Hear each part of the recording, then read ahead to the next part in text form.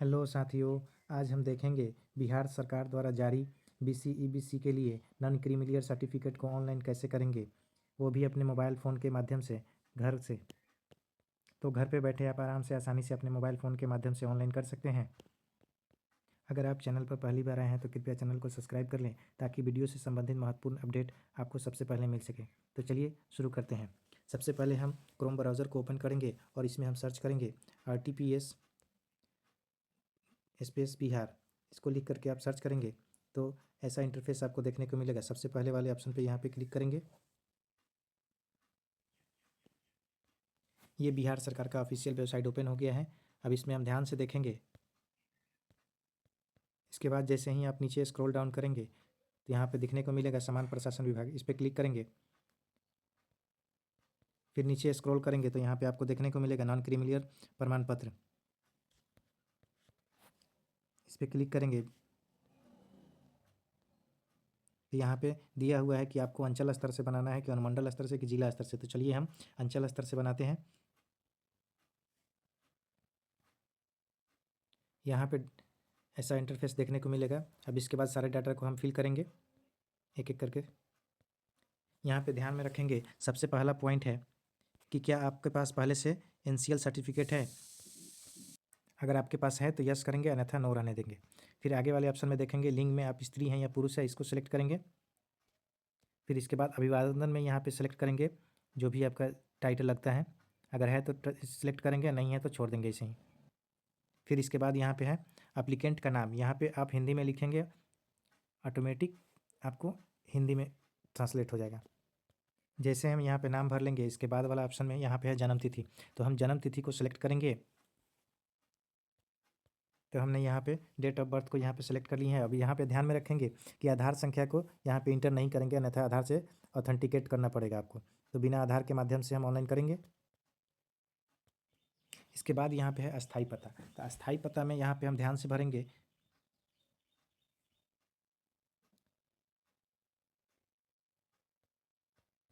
एक होता है अस्थाई पता और एक होता है अस्थाई पता। तो आप जहाँ पे निवास कर रहे हैं वो आपका अस्थाई पता हो गया, और अगर आप कहीं बाहर में रह रहे हैं तो वो अस्थाई हो जाएगा। तो ध्यान में रखेंगे कि हम NCL बनवाने के लिए आपको कम से कम अस्थाई पता में आपको 3 साल से निवास करना अनिवार्य रहेगा, अन्यथा आपका रिजेक्ट हो जाएगा।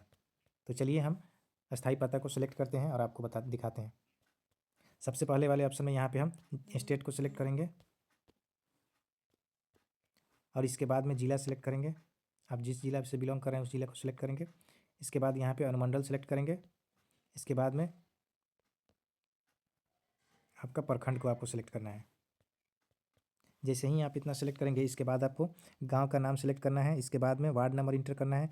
फिर थाना कहाँ है आपका। फिर इसके बाद पोस्ट ऑफिस। ये सब डाटा को फिल करेंगे। तो हमने यहाँ एक एक करके सभी डाटा को फिल कर लिया। यहाँ पे हमने गांव ग्राम को सिलेक्ट कर लिया है, इंटर किया है।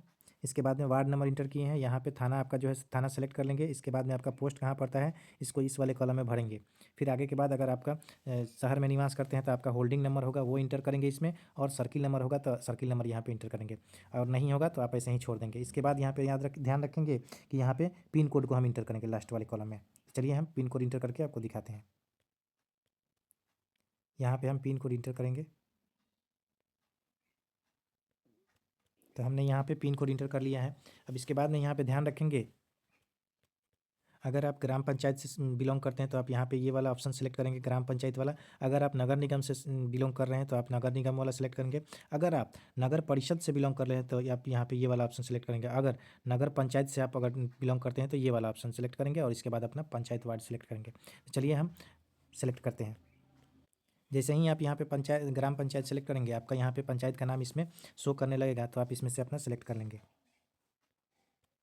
जैसे ऊपर आपने डाटा फिल किया वैसे ही आपका अब आ जाएगा। आपने अस्थाई डाटा को फिल कर लिया तो अब यहाँ पे ऑप्शन आएगा आप अस्थाई डाटा को फिल करें। टेम्पोररी एड्रेस को आप यहाँ पे आपको फिल करना है। तो चलिए एक एक करके हम भरते हैं। अगर आपका दोनों एड्रेस अगर अलग अलग है तो आप दोनों में अलग अलग इंटर करेंगे, अन्यथा अगर सेम है तो आप एकदम यहाँ पे एक टिक आउट कर देंगे कि मेरा दोनों डाटा जो है सेम है। तो चलिए मेरा दोनों डाटा सेम है, तो हम ऊपर जैसा वाला पे सेम है पर क्लिक कर देते हैं। जैसे ही आप इस पर टिक कीजिएगा आपका सारा डाटा ऑटोमेटिक फिल हो जाएगा जो आपने ऊपर अस्थायी डाटा में भरा है। तो चलिए हम इस पर टिक करते हैं। तो जैसे ही हमने सेम डाटा किया सब ऑटोमेटिक फिल हो गया है, जैसा कि आप यहाँ देख सकते हैं। तो चलिए आगे का प्रोसेस हम पूरा करते हैं। इसके बाद है यहाँ पे धर्म, आपका जो भी धर्म है इसमें धर्म का इंटर करेंगे। जो भी आपका धर्म होगा, हिंदू मुस्लिम सिख ईसाई जो होगा आप यहाँ पे इंटर करेंगे। तो चलिए हम यहाँ पे धर्म इंटर करते हैं। इसके बाद जो है कैटेगरी, ये मेन ऑप्शन है, आपको ये वाला सही से सेलेक्ट करना है, अन्यथा आपका एनसीएल का जो फॉर्म है आपका रिजेक्ट हो जाएगा। जिस भी कैटेगरी से आप बिलोंग करते हैं उसको सही से इसमें सेलेक्ट करेंगे। चलिए हम डाटा को फिल करके आपको दिखाते हैं। यहाँ पे है कैटेगरी, यहाँ पे आप अत्यंत पिछड़ा 1 में है कि 2 में है, ये आपका कास्ट सर्टिफिकेट जो आपका बना है उसमें ये दिया होगा कि आप कौन से कैटेगरी से बिलोंग कर रहे हैं। आपको वो वाला कैटेगरी इसमें चूज करना है। तो चलिए हम देखते हैं, देख के डाटा को फिल करते हैं। तो हमारा जो है पिछड़ा वर्ग 2 में है। तो चलिए हम इसको सेलेक्ट कर लिए। इसके बाद आपका जाति कौन सा है, इसमें से अब जाति आपका सेलेक्ट करना है। एक एक करके देख लेंगे आपका कौन सा आता है, इसको ध्यान में रखेंगे।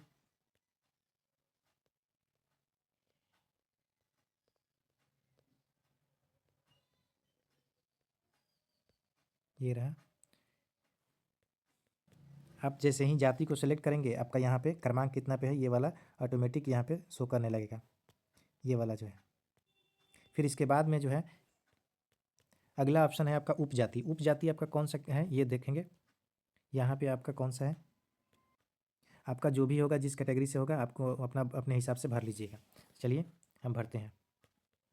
तो चलिए यहाँ पे उपजाति में हम सेलेक्ट कर लेते हैं। फिर आगे इसके बाद जैसे ही हम यहाँ पे उपजाति को सिलेक्ट करेंगे उसका क्रमांक संख्या ऑटोमेटिक आ जाएगा। अब इसके बाद 8 नंबर पॉइंट है, पेशा आपका क्या है, आप छात्र हैं या फिर सरकारी सेवा में काम करते हैं या किसान हैं या गृहिणी हैं या फिर अन्य है, जो भी है ये यहाँ पे आप अपने हिसाब से सिलेक्ट कर लेंगे।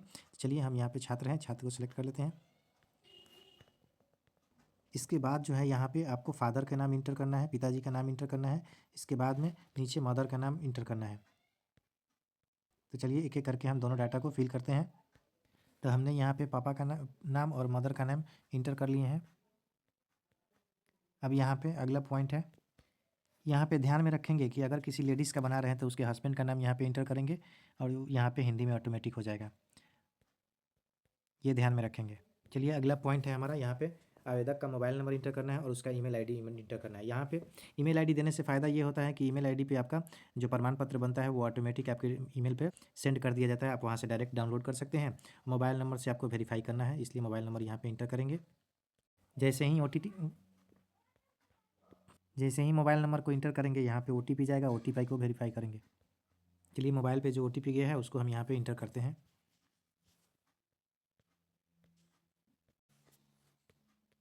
चलिए हम यहाँ पे OTP इंटर कर लिए हैं, अब इसको हम वेरीफाई करते हैं। OTP हमारा वेरीफाई हो गया है। अब यहाँ पे ओके करेंगे, फिर आगे की प्रक्रिया को पूरा करेंगे। इसके बाद वाला ये सभी कॉलम जो है यहाँ पे ध्यान से भरेंगे।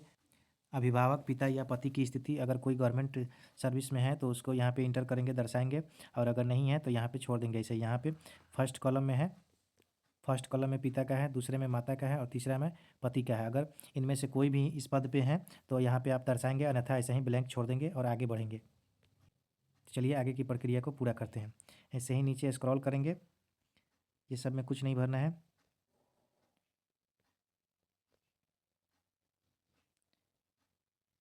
ये जो पॉइंट है इसको ध्यान में रखेंगे। आय वाला में आएंगे तो यहाँ पे हम इंटर करेंगे सब डाटा को। आपका नौकरी से कितना आय है उसको यहाँ दर्शाएंगे, व्यवसाय से कितना है, पेंशन से कितना है और कृषि से कितना है, इसको यहाँ पे डाटा को फिल करेंगे। ये आप डाटा जो है आपका जो इनकम का सर्टिफिकेट बना हुआ है उसको देख करके आप ध्यान में भरेंगे। तो चलिए हम एक एक करके डाटा को फिल करते हैं। सब डाटा को यहाँ पे हम फिल कर लिए हैं। अब आगे यहाँ पे देखते हैं, यहाँ पे अगला पॉइंट है, क्या आप कर भुगतान करते हैं? यदि आप टैक्स पे करते हैं तो हाँ करेंगे, अन्यथा नो कर देंगे। अगर आप टैक्स को पे करते हैं तो यहाँ पे पूरा उसका विवरण देना है। अगर नहीं करते हैं तो नो वाले पे टिक कर देंगे और आगे बढ़ जाएंगे, और अगर अन्यथा कोई और बात इसमें है तो यहाँ पे इंटर कर देंगे। तो चलिए हम टैक्स पे नहीं करते हैं तो यहाँ पे नो पे टिक कर देंगे, फिर आगे बढ़ेंगे। अब यहाँ पे ध्यान में रखेंगे कि आप कौन कौन से डॉक्यूमेंट इसमें अपलोड करेंगे, यहाँ पे टिक करेंगे। यहाँ पे सबसे पहले आपको है सेल्फ डिक्लेरेशन फॉर्म जो होता है उसको यहाँ पे अपलोड करेंगे, जो फॉर्म 11 होता है। और उसके बाद आपको आवास प्रमाण पत्र, जाति और इसके बाद आय, तीनों ये आपको अपलोड करना है। और साथ में आधार कार्ड भी आपको अपलोड करना है। ये 4 डॉक्यूमेंट आपको चाहिए। ये तीनों डॉक्यूमेंट तो चाहिए, उसके साथ में आपको आधार कार्ड चाहिए। ये 4 डॉक्यूमेंट आपको एनसीएल अप्लाई करने के लिए चाहिए। उसके बाद आप अप्लाई कीजिएगा। तो चलिए हम सब डाटा को फिल करते हैं, एक एक करके सबको टिक कर देंगे। और अगर आपके नाम से कोई ज़मीन वमीन है तो उसको यहाँ पे टिक करेंगे और उसको भी अपलोड करेंगे। अगर नहीं है तो ऐसे ही छोड़ देंगे। चलिए आगे बढ़ते हैं। इसके बाद में यहाँ पे कैप्चा को फिल करते हैं। कैप्चा को फिल करने के बाद यहाँ से प्रोसीड कर देंगे और आगे बढ़ेंगे।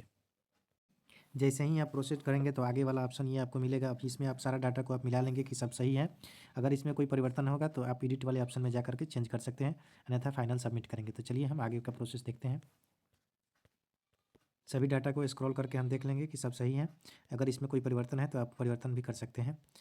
अगर अब सब सही है तो आगे बढ़ेंगे।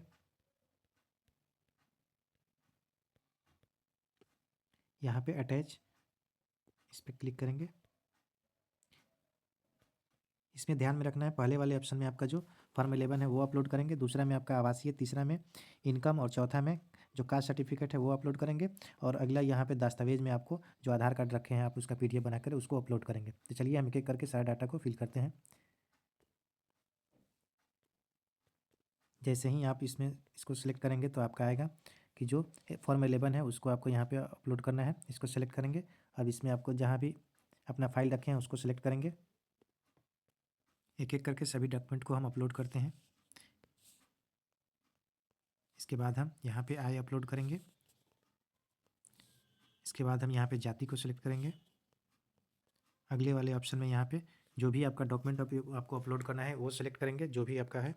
चलिए हमारे पास आधार कार्ड है, इसको सिलेक्ट करते हैं, फिर आधार कार्ड को अपलोड करते हैं। तो चलिए हमने सभी डॉक्यूमेंट को अपलोड कर दिया। अब इसके बाद आगे करते हैं सेव एंड एक्सेप्ट पर। जैसे ही आपने सभी डॉक्यूमेंट को आपने अपलोड कर दिया तो आपको सारा डाटा ये देखने को मिलेगा। इसको सभी को मिला लेंगे और जैसे ही सभी डाटा को हम मिला लेंगे इसके बाद यहाँ पे है सबमिट का ऑप्शन, इस पर क्लिक करेंगे और फाइनल सबमिट कर देते हैं। तो चलिए हम फाइनल सबमिट करके आपको दिखाते हैं। आप इसका प्रिंट निकाल करके रख लेंगे। अगर जल्दी में ज़रूरत है तो आप इसको साइन वेरिफिकेशन करा करके कर्मचारी से जमा कीजिएगा ब्लॉक में, तो जल्दी मिल जाएगा। अन्यथा जो भी कार्य दिवस दिया है इस पर उस टाइम को तिथि को आपका सर्टिफिकेट निर्गत हो जाएगा। जैसे कि हमने आवेदन जिस तिथि को किया है यहाँ पे लिखा हुआ है और ये सेवा प्रदान करने की तिथि यहाँ पे लिखा हुआ है कि ये हमारा डॉक्यूमेंट कब तैयार होगा। अब इसको यहाँ पे एक्सपोर्ट पीडीएफ करके इसको एक्सपोर्ट टू पीडीएफ करके हम इसको डाउनलोड कर लेंगे और सेव कर लेंगे। इस पीडीएफ को प्रिंट निकाल के रख लेंगे। तो ये था एनसीएल बिहार सरकार द्वारा ऑनलाइन करने की प्रक्रिया। अगर वीडियो पसंद है तो लाइक करें तथा दोस्तों को शेयर करें। वीडियो कैसा लगा है कमेंट करके ज़रूर बताएं। चैनल को सब्सक्राइब करना ना भूलिएगा। धन्यवाद। जय हिंद।